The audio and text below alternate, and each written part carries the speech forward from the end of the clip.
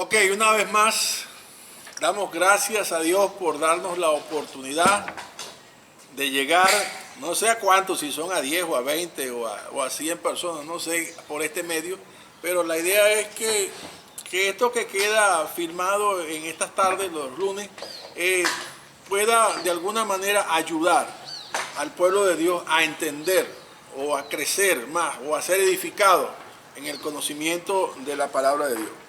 Esa sería nuestra mayor recompensa, saber que de alguna manera podemos ser útiles a los ciudadanos del reino, ¿ok?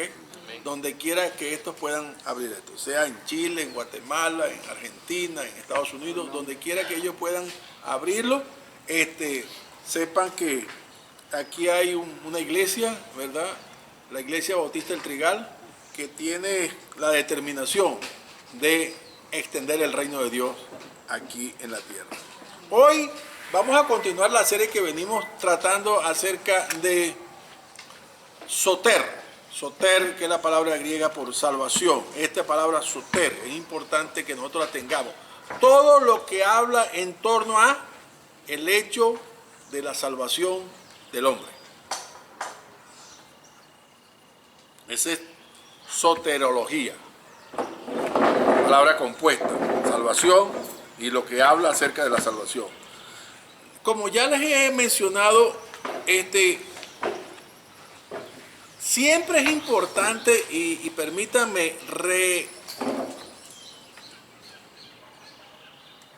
ser recurrente en esto de la doctrina de la gracia. En virtud de que el hombre no hace absolutamente nada por ser salvo. Es que no es porque no quiere, es porque no puede.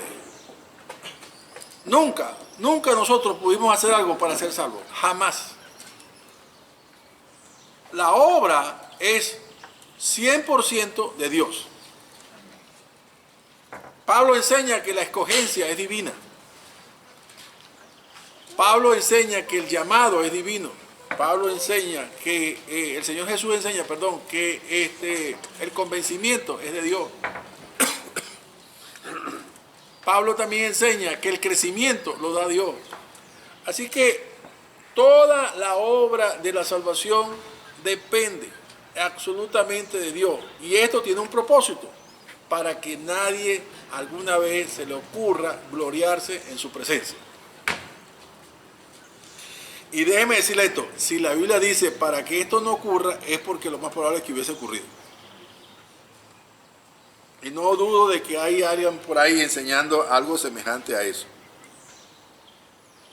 Ok, vamos entonces a entrarnos a que y la otra cosa que también he enseñado muchas veces es que el sujeto en la oración o en la fórmula de la salvación del hombre está en modo pasivo. Esto es que la acción de cada verbo recae sobre el hombre. Entonces el hombre no hace nada, solamente recibe, es receptor de la acción del verbo.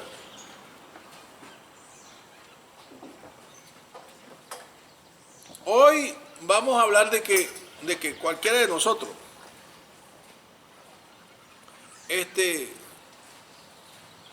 cuando estuvimos en el mundo, podíamos ser religiosos, podíamos ser teólogos, podíamos ser filósofos, podíamos ser ingenieros, podíamos ser comerciantes, ama de casa, cualquiera sea nuestra vida. Lo más probable es que si no hubiésemos tenido ninguna condena de orden civil o de otro tipo, diríamos que era gente buena. Pero la Biblia dice claramente que no hay justo, ni siquiera uno. Segundo, no hay quien busque a Dios. Y tercero dice, todos se apartaron, a una se fueron, dice el profeta también. O sea, todos se deslindaron de Dios. ¿Por qué? Porque pensaron que eran justos y que no necesitaban a Dios. Entonces el hombre, al considerarse justo a sí mismo, pues hizo su propia justicia y su propia vida. Por lo tanto, dice Pablo en los Romanos, hablando de la culpabilidad del hombre, Dios lo entregó a su propio destino. Pues bueno, hagan lo que ustedes quieren. Entonces el hombre se pervertió y cayó en toda la desgracia que sabemos que habla del capítulo 1, verso 22 en adelante de Romanos. Y también en Romanos, pero ya en el capítulo 9, Pablo habla acerca de la escogencia. De a partir del capítulo 9, verso 15, 16, habla acerca de que él escogió a Josué en vez de Esaú, siendo que Esaú era el primogénito, sin que hubiesen hecho ni bien ni mal. Antes que naciese, ya los había apartado, ¿no? Digo, no, entonces voy a escoger a quién. Perdón, a Jacob. A Jacob, me equivoqué. Yo dije José. A Jacob. A Jacob amé y a Esaú lo aparté. Dice, lo aborrecí. Entonces tomó a Jacob. Entonces, más adelante dice Pablo, no puede juzgar usted que Dios es injusto, porque ¿qué va a discutir el barro con el alfarero? ¿Por qué me hiciste así? Así que cada uno de nosotros, por el resto de días que le quede por vivir, o los años que le queden por vivir, si algo debe recordar siempre en su mente, no importa la circunstancia que tenga que pasar, no importa las vicisitudes que tenga que pasar, acuérdese lo que el Señor le dijo a Pablo: bástate mi gracia, porque mi poder se perfecciona en tu debilidad. Bástate mi gracia. O sea, considérate felicísimo, bienaventurado, que en medio de los millones y millones y millones y millones y cientos de millones y miles de millones de personas del mundo, tú hayas sido uno de los escogidos de Dios. Ahora bien, ¿dónde comienza la obra?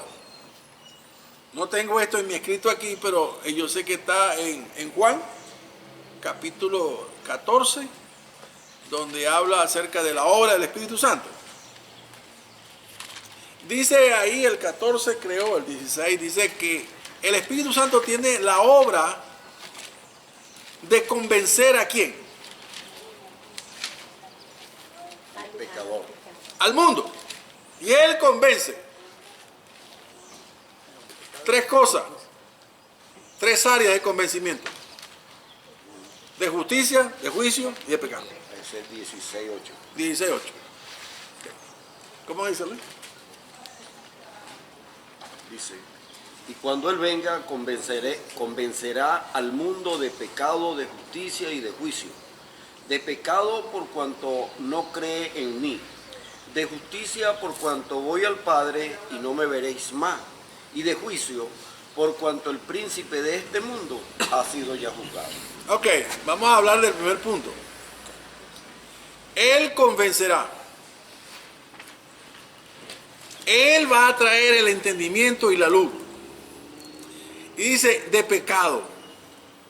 ¿Cuál es el pecado? Con el que nacimos. No. ¿Cuál es el pecado del que habla ahí? Por cuanto no creen en mí. Incredulidad. Exacto. Incredulidad. Acuérdense, siempre le he dicho el concepto de creer, ¿verdad? Ya vamos a hablar sobre eso. Por cuanto no creen en mí. El mundo no cree en Dios. Muchos creyentes no creen. Paradójico, ¿no? Muchos que se dicen ser creyentes no creen. Pero Él va a convencer a los escogidos que no creían para que creyesen. Amén. En otras palabras, para que le obedezcan y para que confíen en Él. Eso es lo que quiere decir. ¿De quién es la obra? El Espíritu. El Espíritu Santo, de Dios. Dios es el que hace la obra. Por cuanto no creen. Entonces, ¿se acuerdan el pasaje de Romanos capítulo 1?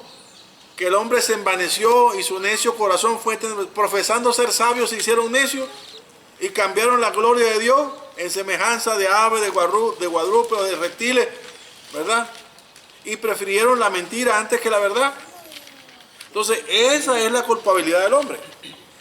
Despreciaron a Dios y prefirieron ser sus mismos autores de su propio destino. Su mismo razonamiento se envaneció. Otro aspecto que podemos hablar del hombre en su locura es que dice también Pablo allá en la carta a los Filipenses 5:8, dice que éramos ¿qué? No, éramos tinieblas. Efesios 5. Efesios 5:8 dice que antes éramos tinieblas. ¿Cómo podemos nosotros buscar a Dios si éramos tinieblas? O sea, no estábamos en tinieblas, no, éramos parte de las tinieblas. No había manera. De tal manera que, como dice Calvino, el hombre es totalmente corrompido. No hay manera de que el hombre pueda buscar a Dios. No hay posibilidad ni remota que pueda el hombre buscar a Dios. Entonces, acuérdense esto, nunca el hombre busca a Dios, es Dios quien lo busca. Pablo también dice allá en la carta a los Romanos, en el capítulo 8, que Él es también quien llama. Él es quien también llama. En Juan capítulo 10, Él también dice, mis ovejas oyen mi voz. O sea, Él es el que llama. Esta obra de Dios, cuando hablo acerca del convencimiento, voy a referirme a Juan capítulo 3. En Juan capítulo 3, después que dice el clásico evangelio de Juan 3:16, Él habla y dice que cuando el hombre no cree, ya ha sido condenado, por cuanto no ha creído en el nombre del unigénito Hijo de Dios. Eso está en el verso 19. 15, ¿qué dice? Para que todo aquel que... 15 no es, 19. ¿Ah? Y esta es la condenación, que la luz vino al mundo y los hombres amaron más las tinieblas. 18, ¿qué dice? El que en él cree no es condenado, pero el que no cree ya ha sido condenado, porque no ha creído en el nombre del unigénito Hijo de Dios. Fíjense esto, no, el que no cree ya ha sido condenado, está condenado. Entonces, fíjense esto, ¿cuál es el elemento, el punto de inflexión de esa curva? El punto de inflexión de la curva, o sea, donde se quiebra la curva, donde se quiebra la tendencia, ¿cuál es? El creer. Eso es todo. Pero usted no puede creer por sí solo, porque es tiniebla, no puede confiar porque es tiniebla. Entonces, el punto de inflexión es que Dios nos dio el poder creer. Porque ¿cuál es la condenación? Que nos lleva a la condenación, el no creer. ¿Y cuál es lo que nos da la salvación? El creer. Pero el creer viene de Dios. ¿Por qué viene de Dios? Porque esta palabra se deriva del sustantivo fe. ¿Entiende? Fe es pistes y creer es pisteos. De la misma sustantivo viene el verbo que se difiere del sustantivo fe. ¿Y qué es fe? Es pues la fe, la certeza de lo que se espera, la convicción de lo que no se ve. Entonces, esto que viene de Dios, ¿verdad? Nos viene dado por el Espíritu Santo. Es obra de Dios. Entonces, este creer, vuelvo y repito, tomando otra vez el pasaje de Juan 16:8, habla acerca de que el Espíritu Santo convence. Y a veces yo me pregunto, ¿por qué no todos tienen ese convencimiento, esa convicción tan firme? A veces uno se desespera y dice, yo quisiera ver a la gente con pasión, chicos. Supone que somos los adultos que no tenemos tanta pasión para las cosas. Uno quisiera ver jóvenes con esa pasión. Que arrastren a otros jóvenes, ¿me explico? Que convenzan o que sean atractivos a otros jóvenes al ver su fe y su confianza en Dios. Que no titubeen, que no duden. Yo sé que el mundo lanza cualquier cantidad de dardos de fuego, de encantamiento, de todo sortilegio. Es como lo que estoy escribiendo ahí, la historia de Pinocho. Pinocho fue atraído ¿se acuerdan? Por el carruaje aquel con el carnaval y la cuestión. Y el inocente se fue y dejó todo. Y cuando vino a ver, estaba preso. Es una historia clásica. Y le enseñaron a mentir. Bueno, eso es lo que hace el mundo. Pero hay algo más interesante todavía sobre la obra del Espíritu Santo. Y está en el profeta Joel. 2:28. El profeta Joel fue a quien Dios usó para declarar cuándo comenzarían los tiempos postreros. ¿Saben ustedes que nosotros estamos viendo los tiempos postreros? Y esos tiempos postreros comenzó desde el día del Pentecostés. Porque Él dice, en los postreros tiempos derramaré mi espíritu sobre toda carne. ¿Cómo dice el pasaje? Está en Joel 2:28. Y dice, y después de esto derramaré mi espíritu sobre toda carne. Y profetizarán vuestros hijos y vuestras hijas. Vuestros ancianos soñarán sueños y vuestros jóvenes verán visiones. Profetizarán Vuestros hijos y vuestras hijas. Vuestros ancianos soñarán sueños y vuestros jóvenes verán visiones. sueños y visión. Dios se revelará de muchas maneras. Pero eso es una consecuencia ¿de qué? Del Espíritu. De la presencia del Espíritu Santo en la persona. Entonces, cuando hablemos del Espíritu Santo, hablemos de la persona del Espíritu Santo. De la persona de la triunidad. A mí no me gusta decir de la primera persona, de la segunda persona, de la tercera persona. No.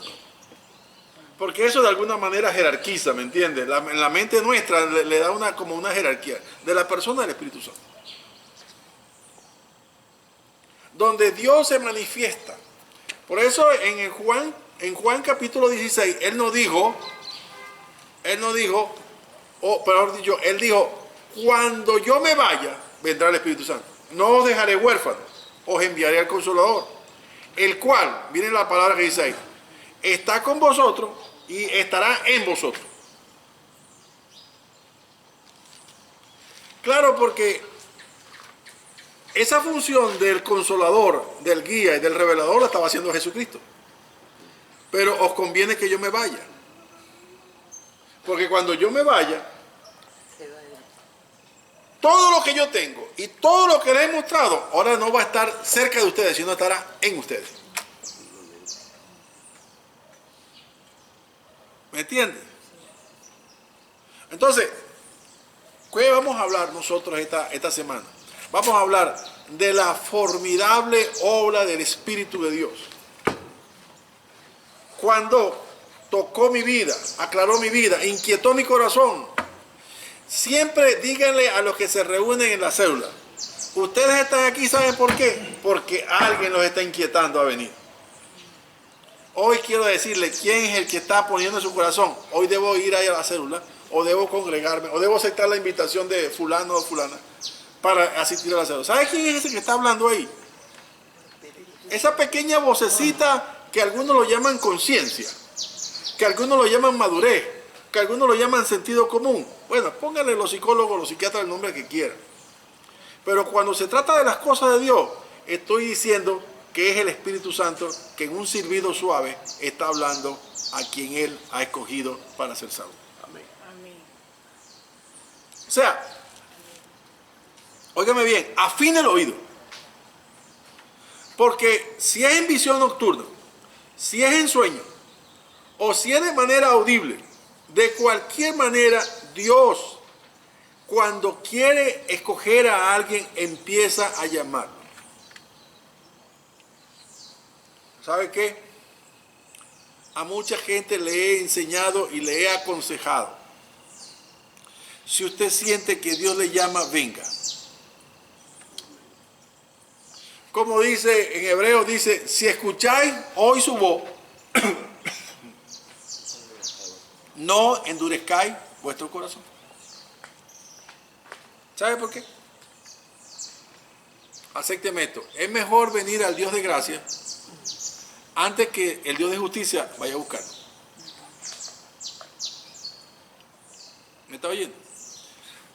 Mi madre cuando nos llamaba decía así: no tengo por qué llamar 2 veces, una sola vez lo llamo.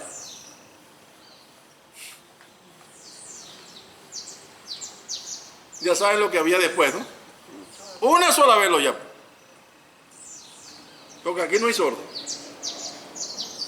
Y más vale que tuviésemos y contestásemos. Ok, Dios no es así. No, esta es simplemente una burda analogía. Simplemente viendo cómo Dios está llamando a quienes ellos quieren. Pero hay muchas personas que no quieren oír y se resiste a oír. Y se resiste a atender. Entonces, a veces Dios tiene que trillarlo. ¿Sabe lo que es trillarlo, verdad? Como cuando agarran el macizo, el mazo de trigo y empiezan a darle pácata y pácata para que suelte la semilla. La cáscara. Darle contra el piso, darle. Bueno, a veces Dios tiene que entonces ponernos a comer tierra, como decimos nosotros, porque no queremos entender que es Dios que nos está llamando. Pero es que estamos tan alienados, tan ensimismados, tan esclavizados, que nos cuesta entender que Dios nos quiere sacar de la cárcel. Ese es un proceso de liberación de esta conciencia, para que estemos convencidos que es Dios que nos llama. Dios me llamó a mí cuando tenía 14 años. Pero yo dije, nada. Y empecé a ir a la iglesia y dije, nada, Dios. Y era lejos de mi casa y yo iba. Y por otros detalles que no vienen al caso, me alejé. Pero a los 27 años, me agaparé. Y ahí sí no pude resistir porque fue de una manera audible, clara, que Dios llamó a mi corazón y yo tuve que, irresistiblemente, porque así es el llamado de Dios. Es irresistible para los escogidos. Entonces, el primer punto es que el Espíritu Santo convence. ¿Convence de qué? De que no soy creyente. Yo no creo en nadie. Pecado de incredulidad. Exacto. El pecado de incredulidad. Eso te convence. De que tú seas un religioso, que seas un mariano, que seas, qué sé yo, vas al culto, vas a donde sea, de los mormones, lo que sea, y dices, tú todavía no has creído. La verdadera conversión no ha acontecido en tu vida. Y en algún momento, cualquier sea la jerarquía o el servicio que preste dentro de cualquier grupo religioso, en algún momento el Espíritu Santo lo convence de que realmente nunca ha sido un verdadero creyente, sino un simple religioso o una persona temerosa de Dios o algo así. Así que nunca has creído. Por eso es que no solamente debemos ser la persona más agradecida del mundo por lo que Dios ha hecho, sino por ese bendito don de la fe que viene comportando el Espíritu Santo, trae consigo el Espíritu Santo. El apóstol Juan dijo, y esta es la victoria que ha vencido el mundo. Vosotros sois vencedores. Amén. ¿Me entiende? ¿Por qué? Por la fe. La fe vence al mundo. Los que creen o los que creemos vencemos a los incrédulos. Amén. Pero esta obra de creer no es nuestra, es del Espíritu Santo. O sea, es Dios obrando en nosotros. Y por eso también es importante que nosotros veamos el término neuma, espíritu. Cuando habla de Espíritu Santo no se habla de actitud, porque hay espíritus decaídos, ¿me entiendes? No, una cosa es un espíritu decaído, una actitud. Pero hablar del Espíritu Santo es el hablar del aliento de vida de Dios, que está en Dios, ¿me entiendes? En esta conformación de la Trinidad Divina. Esto que está en Dios, que es Dios mismo, es lo que ahora mora en nosotros.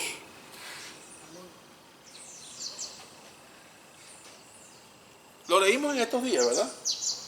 ¿O ignoráis que vosotros sois templo y morada del Espíritu de Dios, el cual tenéis de Dios y que no es vuestro? Él es un residente en nuestras vidas. Entonces, cuando hablamos de estas cosas, hablemos en segundo término de cómo llegó el Espíritu Santo a nuestras vidas.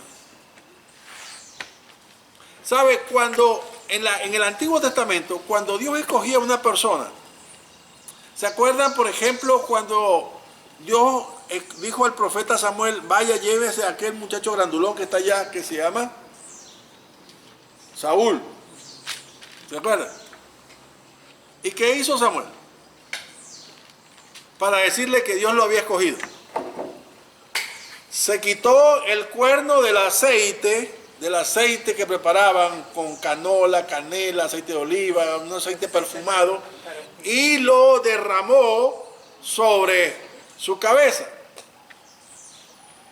¿Y qué le estaba diciendo a él con eso y delante de toda la gente? Que Dios había escogido a este por rey sobre Israel. ¿De acuerdo?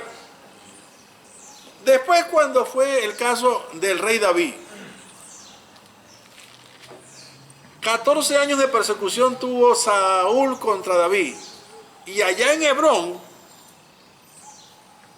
Dios le dijo, ve a la tribu de Isaí. Porque ahí he escogido uno entre la tribu de Isaí. Y él, cuando Isaí dijo, mira, aquí están mis hijos. Capitán del ejército, coronel del ejército, no sé qué. Este no. Claro, cuando Samuel vio a aquellos fortachones, dijo, no, este es el primogénito, este es. Pero ¿qué le dijo Dios? Quieto. Porque el hombre se lleva por las apariencias, pero no es lo que yo escojo.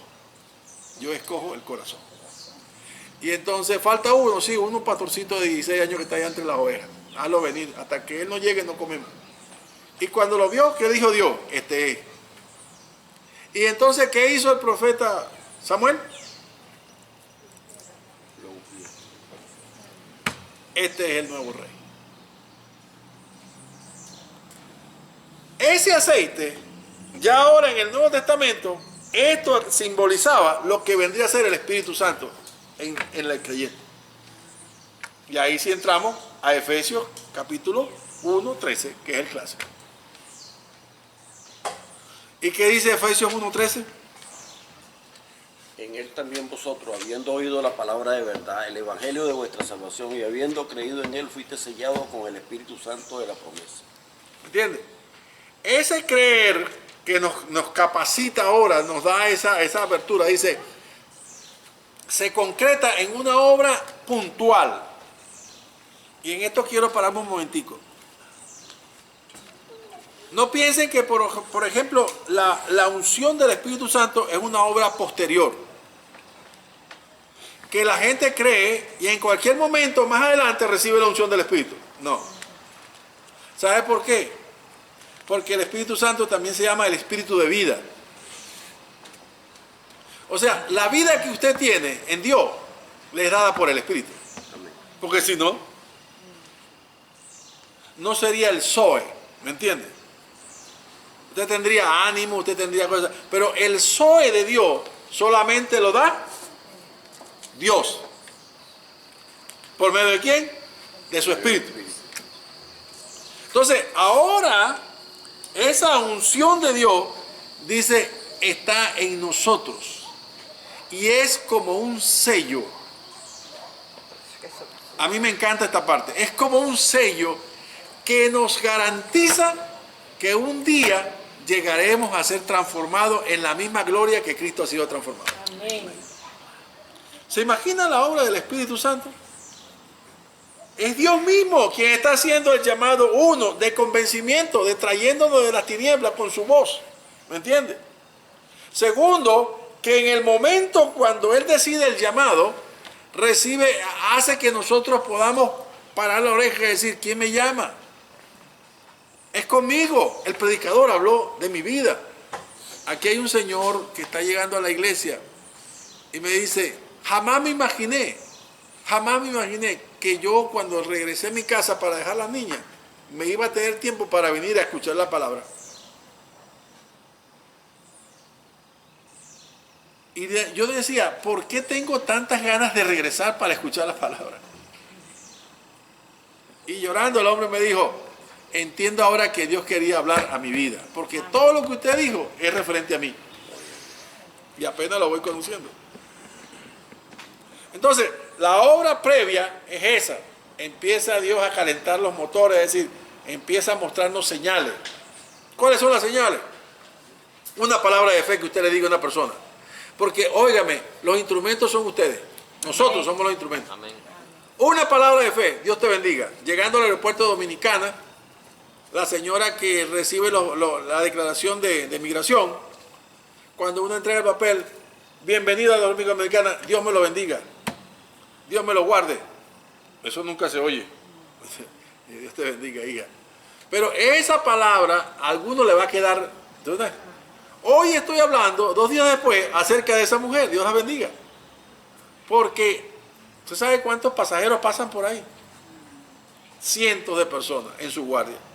Y a todos les va diciendo la misma palabra. Bienvenido a la República Dominicana, Dios la bendiga.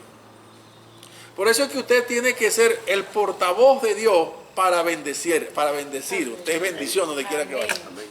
Dios los bendiga, Dios los guarde, Dios les dé fuerza, Dios los cuide, Dios les provea, porque eso es lo que Dios nos mandó a bendecir a los demás, ¿me entiendes? Somos bendición sobre el pueblo que ni aún conoce a Dios.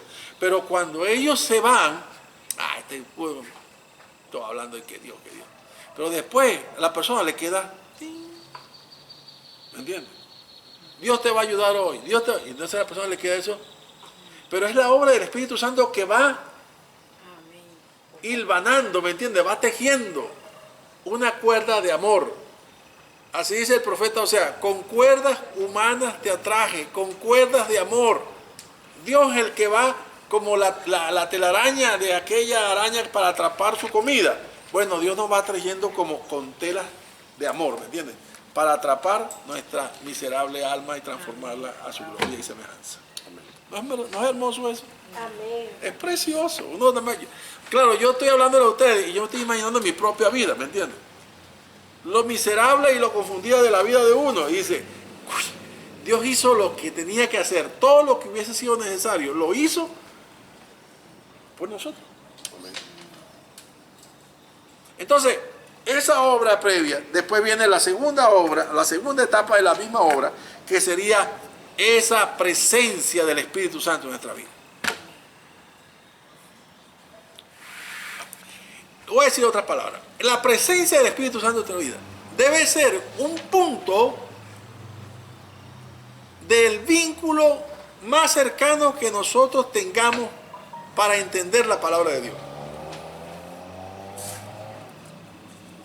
Por eso es que ahora usted tiene a Dios viviendo en su vida. Amén. Pero ahora, ¿qué dice el Espíritu Santo? ¿Qué dice la palabra, del Espíritu Santo? La obra del Espíritu Santo. Creo que está en el versículo siguiente, ¿verdad? En el versículo, ese era el 14, ese era el 16, no, el 14, donde dice que Él me glorificará. Cuando venga el Espíritu Santo, Él me glorificará, porque tomará de lo mío y os lo hará saber. Él os guiará a toda verdad. O sea, ¿quién abre el entendimiento para que hoy la palabra que para usted era palabra gris, palabra muerta, ahora usted es palabra viva? ¿Me entiende? ¿Quién le hace a usted entender la palabra de Dios que usted lee? El Espíritu. ¿Quién le hace que usted se contente cuando ve una promesa en medio de la prueba que usted esté pasando? ¿Quién le hace a usted darle esperanza cuando usted siente que no la tiene? Todo eso es una obra de Dios. Siempre he dicho, Dios ha dejado 2 instrumentos fundamentales, por no decir 3, fundamentales para forjar en usted la imagen de Cristo. Y es el Espíritu Santo y la palabra. Como el cincel y el martillo. Y nosotros somos el granito. Él va como buen escultor esculpiendo aquella obra que Dios un día determinó que fuésemos hechos a la imagen del Hijo. Entonces, lo hermoso de esto es que dice que Él nos guiará a toda verdad. Hay muchos que extreman, se vuelven como una bipolaridad, no sé. Algunos ni siquiera hablan del Espíritu Santo. Y otros hablan todo del Espíritu Santo. Todo tiene que tener un equilibrio. Óigame, un equilibrio. Algunos dicen no ore al Espíritu Santo. Y otros dicen oración santa, ¿cómo es? Oración poderosa del Espíritu Santo. ¿Se acuerdan los grupos esos que están por ahí? Fuerte, oración fuerte. Oración fuerte del Espíritu Santo. Mira, óigame bien. El Señor dijo claramente cómo debemos orar. En la oración clásica, ¿verdad? Orar al Padre. Señor, para que tu Espíritu me guíe a toda verdad. Porque esa es la obra del Espíritu.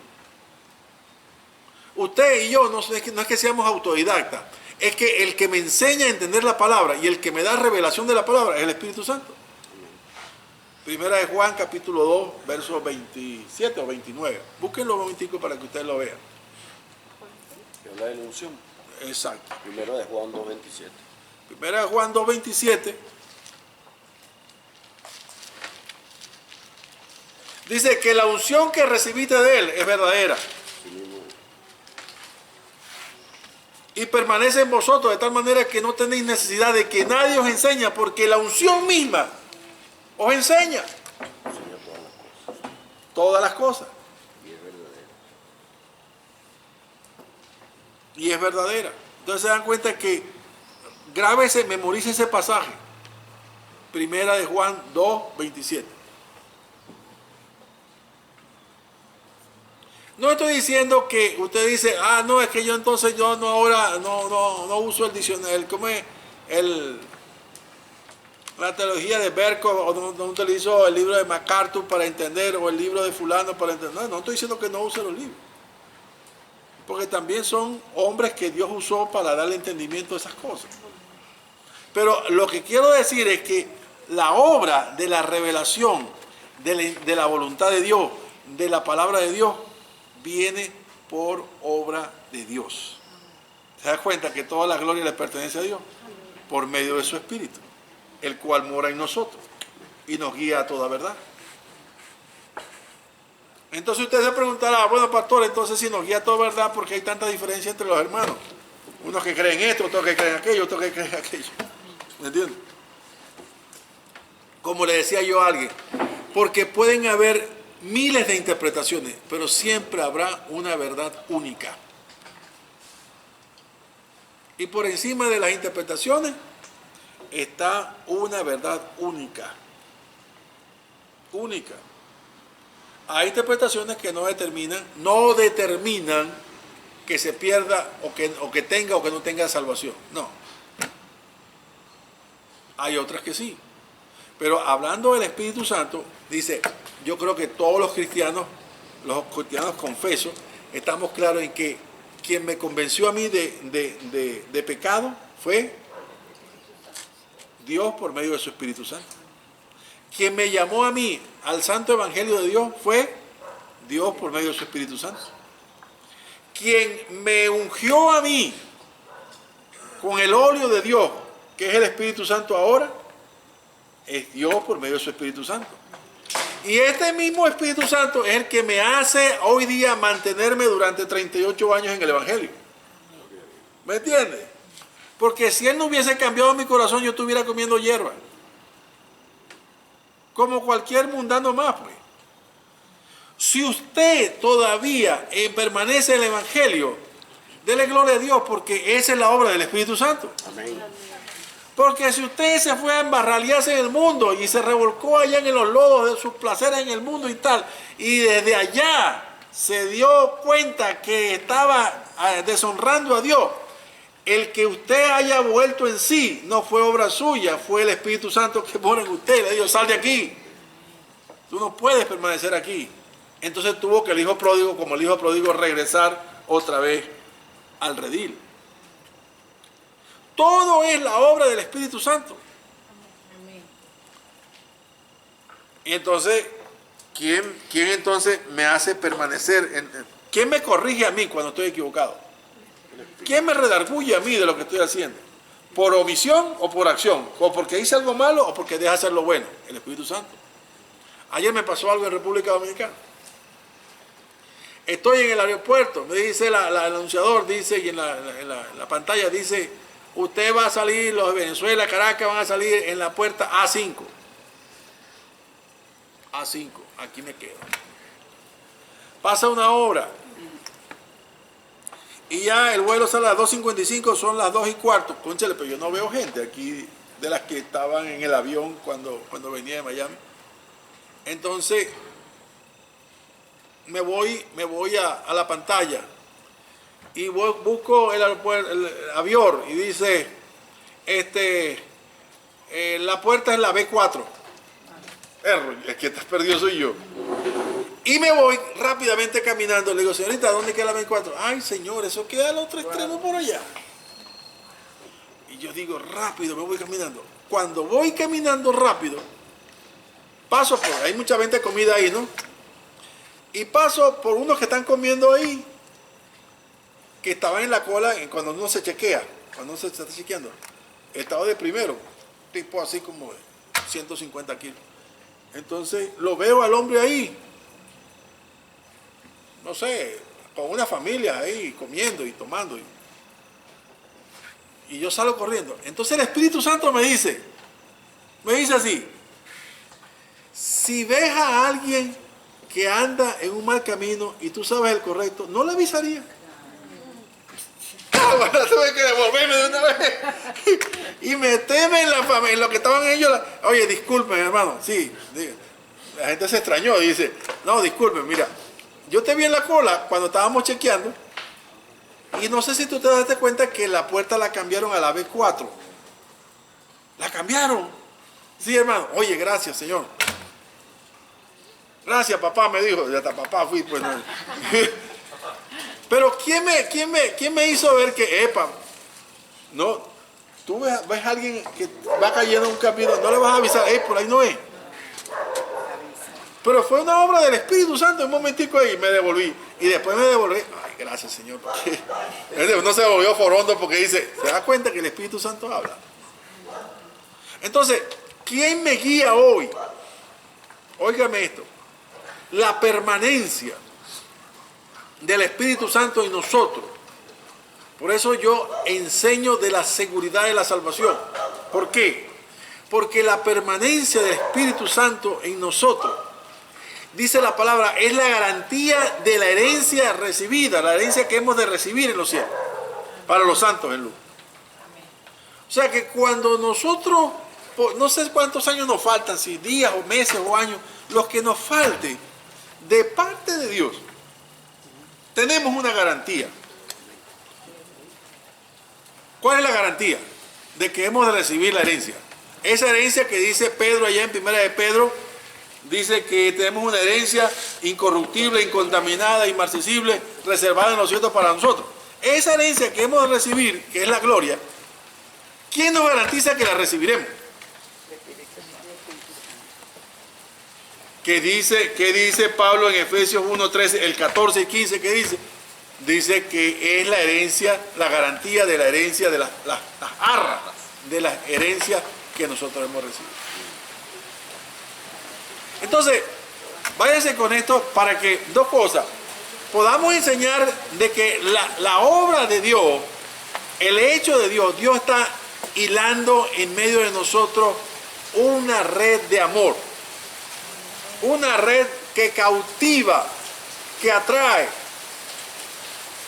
Y en su momento, por eso es que nosotros a veces nos desesperamos porque queremos que todos los que están en la célula vengan a la iglesia y se conviertan. Pero no es así. La obra de quién es? De Dios. ¿Y el tiempo de quién es? De Dios. Y Dios pone a cada uno en el tiempo justo para que cada uno vaya. ¿Me entiendes? No todos los niños nacen en 36 semanas, ¿qué? No todos nacen en 36 semanas. Hay unos que son 7 vecinos. Y están vivos, están 8 vecinos, 8 y medio, 8 y medio. Porque Dios dice el momento del alumbramiento, ¿cuándo va a ser? No es cuando nosotros consideremos que va a ser. A veces el que consideramos más perdido, resulta que ¡plum! Dios le voltea la torta y dice, hasta aquí llegaste. Se dan cuenta entonces que no puede una fuerza hacer la obra de una persona. Porque convence, porque enseña, porque guíe, porque corrige y lo último, porque se resiente. No contristéis al Espíritu Santo que está en vosotros, dijo el apóstol Pablo, haciendo lo malo. No lo haga, porque Él se entristece en vosotros. Entonces, yo dije lo último, estoy como Hugo, que siempre dice lo último y nunca termina. Otra cosa que hace el Espíritu Santo, nos consuela. Él nos consuela, porque Él es el consolador. ¿Me entiendes? Vamos, ánimo, vamos, que falta poco. Vamos, ánimo, levántate, el que nos mueve. Entonces, el Espíritu Santo es el que nos consuela, el Espíritu Santo nos guía, el Espíritu Santo nos redarguye, el Espíritu Santo nos anima, nos enseña. Y también intercede por nosotros. Como dice Pablo en 8, con gemidos indecibles. Él decodifica nuestros gemidos y los convierte en alabanza. Él decodifica nuestros ruegos y los convierte como incienso de olor grato en la presencia del Dios Altísimo. Entonces, donde quiera que vaya, por los años que nos queden, de algo debe estar usted. Si en algo debe gloriarse, es en conocer lo que es la obra de Dios en su vida. Si algo gloríese en conocer al Señor. En saber que usted no está solo. No es que estoy limpio, no está solo. No es que está el Espíritu Santo en tu vida. Eso es lo primero que tenemos que estar convencidos nosotros. Y cada evidencia de Él son evidencias no subjetivas, sino evidencias tangibles de su presencia en nuestra vida. ¿Ven? Bueno, hermano, espero que esta pequeña reflexión les sirva. La próxima semana seguimos hablando acerca del Espíritu Santo. Que Dios la bendiga y le use. Amén.